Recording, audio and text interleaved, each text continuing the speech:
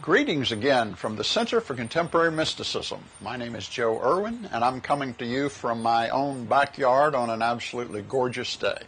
And I'm so pleased that we're able to be together again as a spiritual family.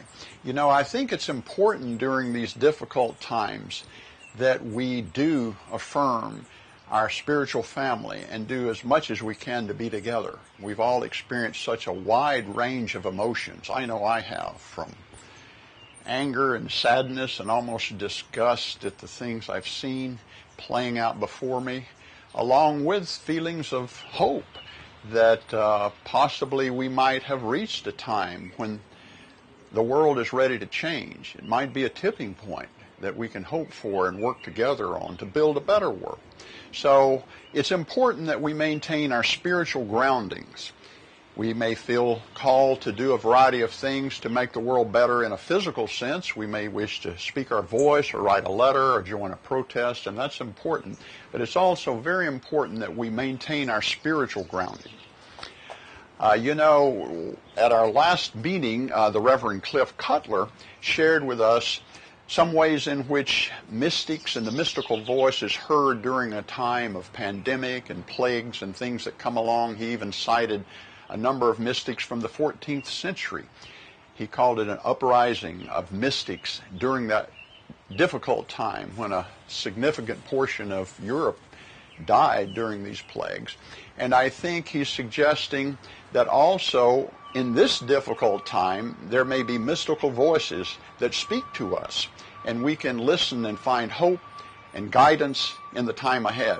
And that's what's exciting about today's program, because our program features Cyndi Smith, one of our own, who's a member of the board, has been involved in the center from its very beginning.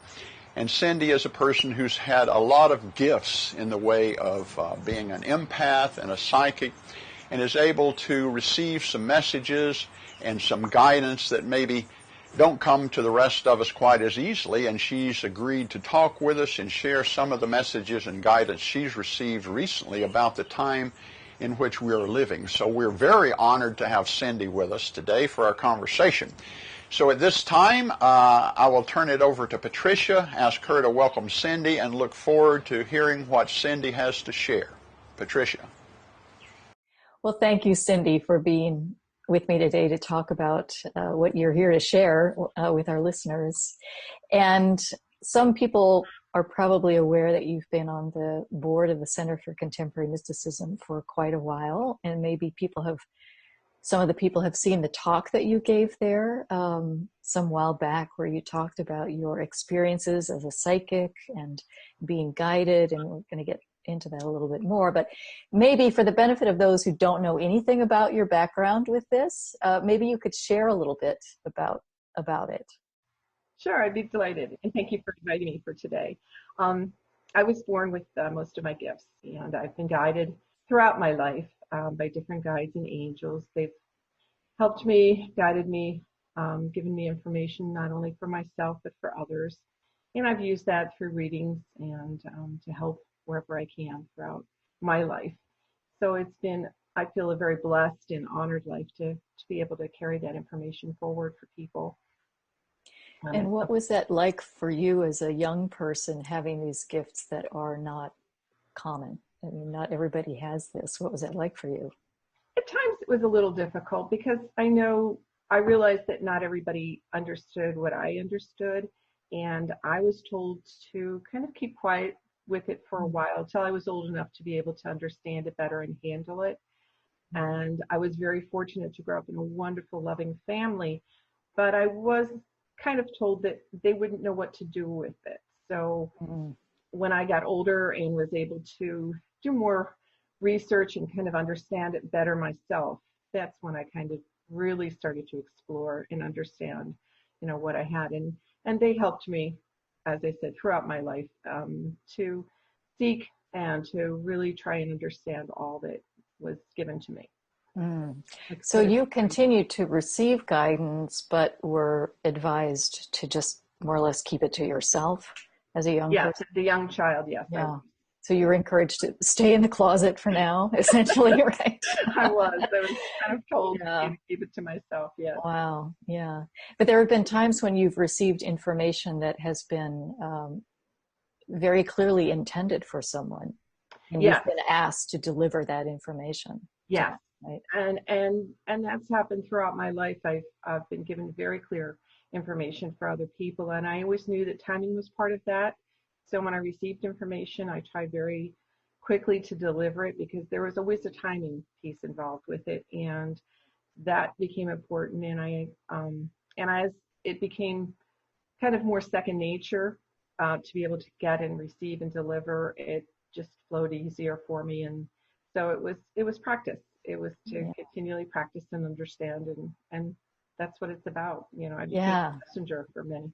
Yeah. Yeah, I'm really taken with this idea of the timeliness of it. Like the information is being delivered now, it needs to be imparted now. It does. Don't delay. So you can't, I think probably, I'm just trying to put myself in your shoes, but there's no time for self-doubt or wondering, like questioning, just share it. Yes. And I have to say that Archangel Gabriel is kind of a newcomer to me. He's not somebody that I've dealt with before, so this is relatively new. But he was when I asked about delivering this information, because it is so different, I was told that yes, it needs to be delivered, and I asked if he wanted all of it delivered, and he said yes, all of it needs to be delivered. And I said okay. And this is a message not for an individual like you sometimes receive, but this is information for all of us and for the time that we're living in and living through. Yeah. Yes, and that's what he wants delivered. So. Yeah. And when did this contact with Gabriel begin? How long has that been happening?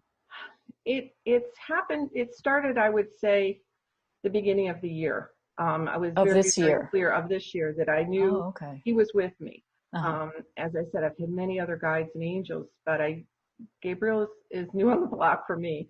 Yeah. So this information, the first part of it really came at the end of April to me. And then the second piece of it came back in the beginning of May. So it's not old, it's relatively new. It's very fresh, yeah. So can you tell us anything about why Gabriel? I mean, for people who aren't familiar with Gabriel, right? I guess because first of all, he is the spokesperson. He was the one that delivered the message to Mary. Mm-hmm. And so he is, I want to say, the mouthpiece, the speaker. And for whatever reason, he decided to impart this to me. And I'm sure right now I know that there's many other guides and angels here on earth helping us, because in these difficult times, whenever there are very difficult times, we have much extended guidance, I should say. We always have guidance, but it just seems that there are more here, and more people are getting messages, just like I got. Right. And there is more help that's available if people will just tune in, so to speak, relax and tune in. There's so much out there, and they're here because we know it is troubling and it is anxiety induced. So he's here, and he chose, he said, you can deliver this. This needs to be delivered. So I said, sure. And I'm just curious, how you experience this. Is it like information that you hear, information that you see, or both? How do you experience it? For me, it is both. He shows me pictures. I've always been shown pictures, as well as verbally hearing things. So I try to write down. In fact, I'll be checking notes as I continue. But I tend to write down, even if it's after what he's shown me, I then go back and write down all that he's told me as well, so I don't forget anything or lose track of anything. But it is always a visual. I get lots of visual pictures. And it's like I get a chance to almost step into the future and see what it's like. So you do a time travel. It's yes.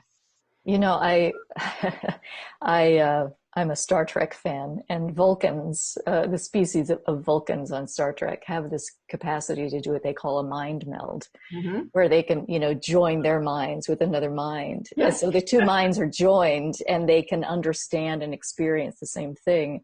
And we don't we humans aren't that developed yet. So sharing the information that you've received is a little more cumbersome because you can't just, put your hands on our heads and just directly impart it to us. But we're going to do our best We'll do our best today to describe. But I can try and impart what he's imparted to me, because Yeah. I really want people to know what he's given, and he would like it out there. Yeah. So were these two consecutive communications, or has it been a message that's been unfolding, or was it one, or how did that happen? The first one was about our future events, probably 10 to 25 years in the future. And that was exciting and wonderful and just beautiful. And then the one in May was more of where we are now. And that happened over a couple of different sessions that talked about. So he intentionally ordered it so that you would experience the beauty of what is to come. Yes. Before he went into the challenges that we'll be facing before we get there, right? Yeah. He gave me the good and then the not so good. Yeah. So maybe we should do it that way. Follow his order. Are you cool with that? Does that seem? I was going to give you the not so good first and then shift into the good, but whichever. I don't know. Just follow your own instincts. So yeah, I kind of did it backwards than the way he gave it to me, only because I think people can kind of jump into where we are now and understand that this isn't over. Yeah. We have difficult times ahead. Yeah, it doesn't take too much imagination for us to know what the challenges are going to be. So, we have many more to go, unfortunately. Yeah. He kind of said the words that we need to be broken, and everything has to get broken down. And we have to rebuild and reshape not only us, but all of our, I want to say systems, but everything has to be reshaped. We need to think in the we and not the me. We are so connected to Earth. We don't think in that way, but we really are. And as our vibration rises, so will hers. So therefore, as we transform and move forward and bring her forward with us, because she mirrors our fears or our love, whatever one we are feeling at the time, the majority, that's what she mirrors. So it is no surprise to me that our storms seem more severe, that there seems to be more of them, because she is mirroring exactly what we feel. We are that connected. And we need to understand that, because nature really needs to be the one in control and not us. And in the future, it'll be a better partnership, I will say. Let's put it that way. So the old ways need to be broken, and we need to really, really look at things with new eyes. And this is worldwide. It's not just our country, but I'm talking worldwide. There'll be more poor, more hungry, more homeless, more jobless for now, because everything has to come to critical mass for it really to change. But there is help here. We just need to ask for it and ask for the guidance, because we're going to be almost asking, where is God in all this? There's going to be fear, a lot of it. And as I said before, like any forest fire, out of those ashes, new growth always comes. And that's what we need to remember. There is new growth that will come. There is always solutions. There's always ways, but they're going to be new and they're going to be different. They're not going to be the same. And that's the important part. We will break down the old. We can get through this by being healers. And I'm not talking in the physical sense, although that's important, but more to keep our lights on, our inner lights, and to help those that are scared, because we're going to need to keep our vibrations up, and we're going to need to believe that there is a better world coming. And if we don't have that belief and we just think this is the end, we'll never get there. So that belief and that holding on to that faith is going to be so, so important. Yeah. So let's jump to the good stuff. All right. In about 10 to 25 years, first of all, there will be no more fossil fuels that we'll use. It will be all renewable energies, sun, wind, water. Batteries will run most of our things, including our homes, cars, houses, planes, trains, everything. The world will be a very involved. They will work as a coalition, all of our countries. We will work together for healthcare, food, resources, technology, education. Our economics will be intertwined with most of the world. It will be, of course, our choices to join in, other countries' choices, but most of us will join together because together we can work things out and we can work together for the good of everyone. It will be a very clean world in which we'll have a true coexistence with nature. And we'll learn to live and honor all creatures, from elephants to earthworms. Mm-hmm. There will be more green space throughout not only the world, but our cities. And people will mostly work from home, but our homes will be such different technology hubs, even from now. I mean, Zoom will look like a dinosaur in those, as we right. get there. The early thing. Yeah, the early prototype. Yeah. Yes. The Model T, right? Yeah. There will be virtual meetings. I always look at, you were talking about Star Trek. I always loved when they went to the holographs and they could walk into a room and create things. Yes. We were going to have technology to do things like that. We will be able to buy, locate at will. So travel and education and healthcare, all those things we're going to share throughout our world. Crime's going to be very low. It will be a much more spiritual life too. Mm. Now, not everybody may want to join in, and that's their choice. We will have that choice open. We will pay a little extra in a food tax, but that's going to help the hungry and our poor throughout the world, not just in our world, in our country. Medicine will be universal, which will be fabulous. We can see any doctor anywhere in the world. And basically, if surgery is needed, it will be done in a very sacred space with a small amount of people. Wow. You will be able to go to your home and you can be visited by doctors and nurses as need be. So it will be a very different world in that sense. There will be different lifestyles and jobs will be created and needed. So there's going to be, even though people are worried about losing jobs and losing, what am I going to do in the future? There will be new things that will be needed and created. So people need to be aware of that and not get fearful, but be willing to make the changes and to jump forward. We will be all a part of nature, and she was going to set the rules, and we're okay with that. We're going to be fine with that, so it was wonderful. We're going to learn not to run and hurry, but to walk. And as I said, I would love to be able to take everybody into the future home that I saw. It was magnificent because it wasn't, I want to say high tech in the sense that it runs your life, but the availability to do things, to go places, to educate, to see people is going to be at your fingertips at will. Wow. And those things will be magnificent. So when you were being shown this and in a sense kind of transported into this new world, what did it feel like? What did it feel like to be there? How were you feeling when you were experiencing all of that? There was no more fear. The fear was gone. There was such an ease, a relaxation, a knowing that everything was working together for the good of everyone. So I didn't have any fear. I could feel very relaxed. It was beautiful to look out on all the green because there is so much more that is that we will really, really incorporate into our life and let nature, and it will be clean. Oh my gosh, so clean. We demand that our earth finally is cleaned up. Those were the biggest feelings I can tell you, is that total relaxation, that it was peaceful, very, very peaceful. Wow. Just as you describe that, just letting down the guard, because I think we move through the world typically so guarded, is so protective of ourselves, and to know that we can just let that down and just. It was like laying on the beach in the sun when you were younger and just that total relaxation. Oh, yeah. Letting go. And that's what I felt.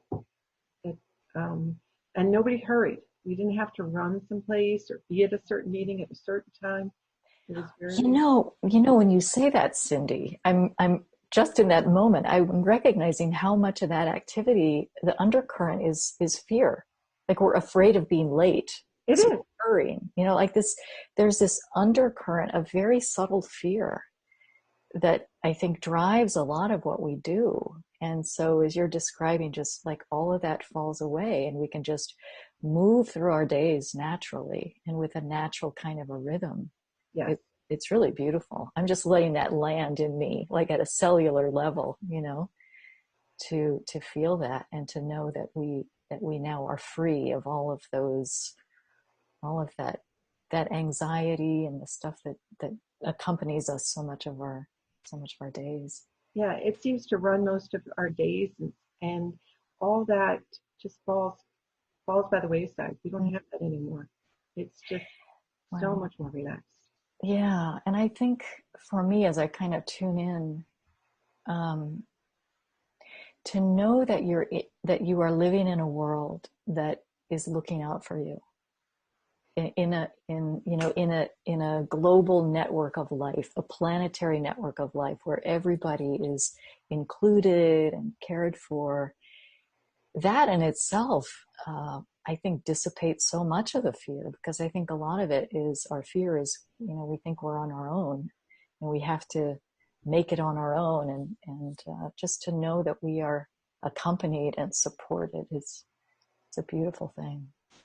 To know that we can work together in such a beautiful way in so many facets, that we're not competing with one another, that instead we're really working for the good of everyone. And that to me speaks volumes. I just think that takes so much off the table. It's not so much a competitive you against me. Right. That's the we that you talked about before, moving from the me to the we. It is the we. Yeah. And I think that's one of the biggest shifts, is just that whole thought process and the way we handle ourselves and look at the world. So that to me is very exciting. Yeah. Yeah. Now, you said that not everybody will participate in that some people may choose not to live in this way, or what was that? I mean, what was that? Well, I think that's our own personal choice. I mean, not everybody may want to choose to join in, and not every country may choose to join in, and that has to be their own decision and their privilege. Right. If at some point they choose to, great. We'll open, with open arms. We would encourage everyone to join in, but it has to be their choice. So there's no force. Right. It's all, if there's free will, there's total free will. It is free will. Yeah. And that's important to know. Yeah. As I look around, what's happening right now in our society in particular, there's, and across the world, but I live here, so this is what I'm most familiar with. But there is a lot of social upheaval, and there's a lot of, animosity and antagonism and so forth. And I want to come back to an experience that you had when you were young, when you had a near-death experience, and you learned something in that about judgment that I would love for you to share. When you recognize that, like, the role that judgment plays is we experience how our actions have affected others. Can you just share that experience? Well, the part that I remember the most is when I realized that I was going to pass or die from electrocuting myself with the electrode hedge clippers. I realized that the only person who really judges you is you yourself. You get to experience your every action, everything that you've done through your life is really judged by you. You get to see it through the eyes of the receiver, whether it was good or whether it was not so good. And that judgment, I learned a great deal that nobody was standing there. There wasn't a panel of judges watching over me or saying, anything. It was really just me understanding that I have to be responsible for what I do, because in the end, that's who's going to really judge me, myself. And when we see the impact of our actions and how we may have and what we've done, caused suffering. Yeah. I'm recognizing that it seems like some of that is starting to happen right now. There's been, in the wake of George Floyd's murder, I think a greater and greater awareness among white people about the suffering that has been caused by our actions and our inactions and the system that we've, built up and allowed to be built up. And I know for me personally, I feel like I'm experiencing more directly that grief and that pain. It's almost like, the separateness thing falls away for a moment, and I feel more able to experience the pain and the suffering that others are feeling. So that seems like we're beginning to move in that direction, where we're more able to recognize how our actions are affecting others. And it's time. We are finally beginning to cross this threshold of understanding how somebody else feels. I believe very strongly in past lives. And I always, when I look at somebody criticizing or putting somebody down because of race or religion or sexual orientation or something, I think we have all been black, white, brown, yellow, red, and in every, male, female, everything. We have all experienced different lives in different bodies of different color. And I don't understand how you can sit there and draw judgment on somebody else when in reality you've been that other person in another time and place. This is just your chance to be in this body. Yeah. So we need to remember that it doesn't matter, what color we are. It's finally beginning to fall away. We've crossed the threshold that we're not going to hopefully let this one go until we can fix it. And that's what I feel. I feel like we finally said enough is enough. We need to fix it. It needs to stop. Yeah. It needs to end. And like Gabriel is saying, the brokenness and the things that are breaking down, we're witnessing it. We're so witnessing it. And another thing that fascinates me is this confluence of the pandemic with the as some are calling it, the Fed uprising, like Fed uprising. And these two things converging like this, and who knows what else is going to be converging in the next 3 months. We just aren't ready for it yet. But the pandemic, because all of this was happening when a lot of us were still in kind of a lockdown, we weren't so busy that we could ignore it. Like, that the space was opened up for us to actually witness it at a much deeper level, I think. We weren't running around in our usual lives, hurrying from here to there, and we had a chance to really look at it and see it. Yeah. And it became very focused in our minds, and I think we finally said, that's it, we're done. Yeah. It needs to end. Yes. And it is, you see it, I mean, it's so striking to me how quickly things can shift. Just look at 2020, Wow. We're not even quite halfway through the year, and so much has shifted so quickly. So when we think about, when you said 10 or 20 years from now, this world is, this thing that Gabriel has described is going to be present, I'm like, well, yeah, right. That is so different from where we are. How could it possibly happen that quickly? And yet we are seeing how quickly things are changing. Yes. It's just astonishing. I mean, look how fast even nature began to come, clear up the air, clear up some of the water in just a couple of months' time, with us kind of standing still and not doing anything. Nature just took over again and said, I can clean it up. All you need to do is back off and let me do my thing. And she did. She started, and everybody was like in awe of the fact that, the air was cleaner. I mean, I could see it. I could see the sky was bluer because it wasn't as polluted. Yes. So these are the things that are going to be changing for the permanent good. Yeah. So what, clearly, the changes are upon us. And what counsel or what advice can you give, or did Gabriel give, about how we can most effectively be present right now? You mentioned being here as healers. How can we contribute to this thing that's unfolding so that we partner with it and participate in it? And that's a good word. I think it is participation, being that partner, grabbing hold, not getting caught up in the fear factor is a big part of it, and helping others, because not everybody is going to be in the same path or wavelength, and there is going to be a great deal of fear. And I think it's helping to dispel that will really help people move forward, to let them know there is something wonderful out there, and it is going to change for the better. And we can all get there if we just hold hands and do it together. One by one's not going to do it. We really just have to grab hold and say, yeah, you're coming with me. We'll get there. Come on. You help me, I'll help you. Yeah. Yeah. Yes. Yeah. Because like you're saying, with a shift this dramatic, the systems are going to be,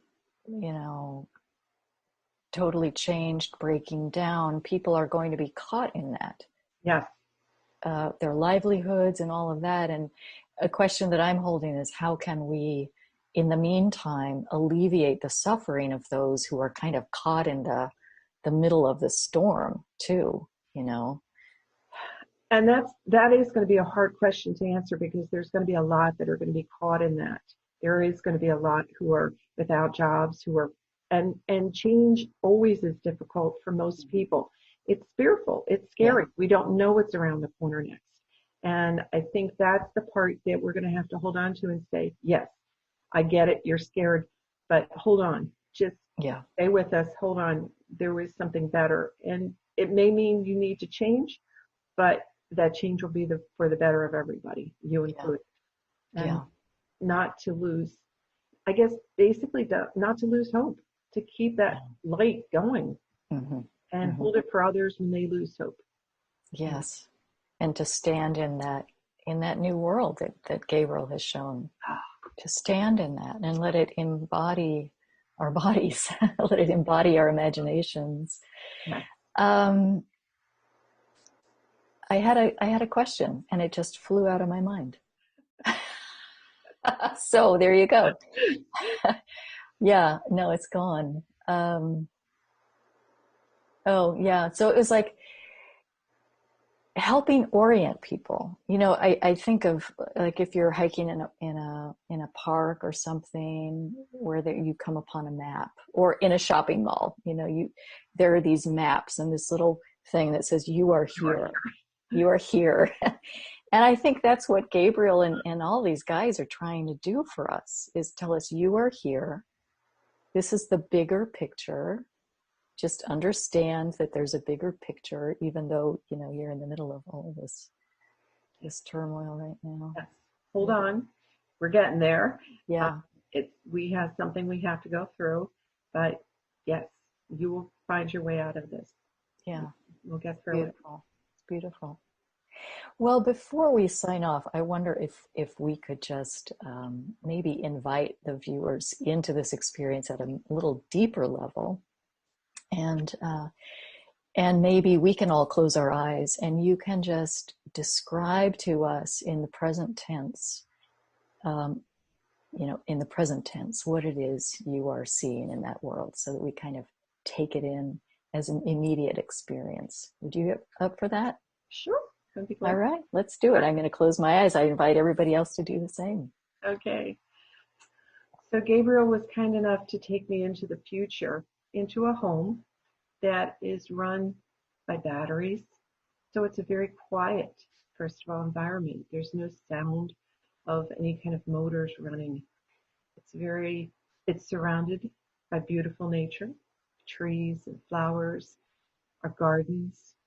The sky is so blue because it is clean, and every aspect of Earth is clean. We have demanded that it should be clean. We have the capability at will to transport ourselves to any part of the world that we want to go to, with just by wishing it and being there. We can visit with people, our friends and family, either virtually or by locating.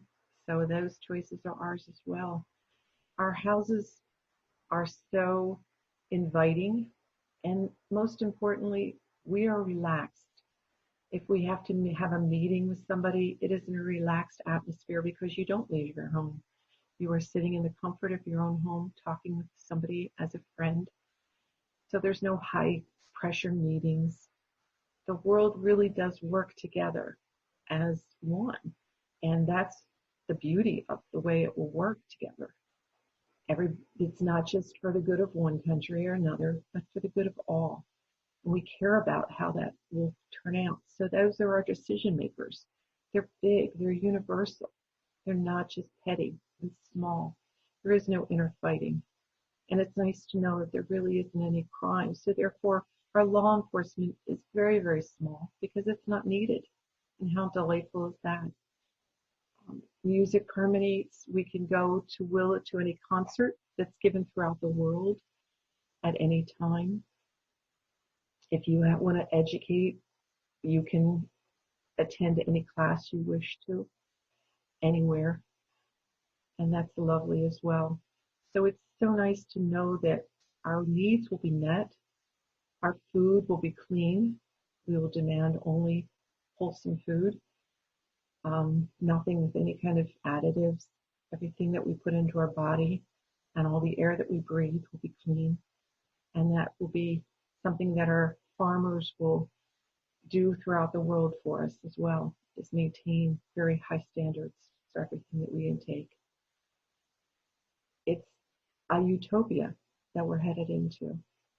And I just wish I could take everybody there to show you, and so you could feel the relaxation that you will feel when you live in that world, because the anxieties of today will be gone, and we won't carry those heavy loads that we carry now with us. They won't be there. It will be a wonderful, utopic world for us all. I hope that helps. Thank you. That was wonderful. Thank you so much. I feel like it moved more deeply into my own, capacity to experience it.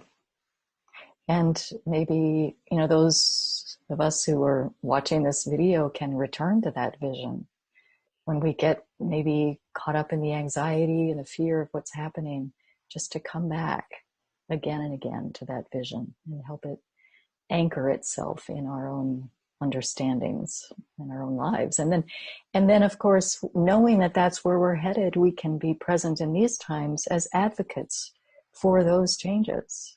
That's what so that we are participating in that way as well, on the ground, if you will, knowing where we're headed to help advocate for the changes that are required. Right. To know what's up ahead and to know that we can get there and to work toward those ends. That's my goal. That's my hope. And I know that's what Gabriel wants us to know. This is waiting. It's just waiting for us. Yeah. There. Beautiful. Yeah. Thank you so much, Cyndi. Thank you so much. Thank you. And thanks to Gabriel. Thank you. Yes. Yeah. I really appreciate you sharing this with us. And I presume that if you get more information, there will be future communications to share those. I'd be happy to share. Yeah. Great. Well, thank you so much. Blessings. Blessings. Namaste. Thank you. Cyndi, thank you so much for being available to share your messages and the things you have received with us. It's a true blessing to have you be a part of this journey with us. Also, I hope that those who are listening will share this with your friends, because as we said before, it's a time when we need encouragement and we need hope and we need guidance in how we move forward to work together to build a better world. At this point, we don't necessarily know what the future will hold as far as our Center for Contemporary Mysticism meetings, how soon we'll be able to resume in-person meetings or continue for a while online. But whatever we do, we know we will be together, and that's the important things. So we ask you to keep the center and our spiritual community in your thoughts and your prayers, along with the world in general. And we thank you so much for being a part of the center family. So until we meet again in the very near future, may God be with you. Namaste.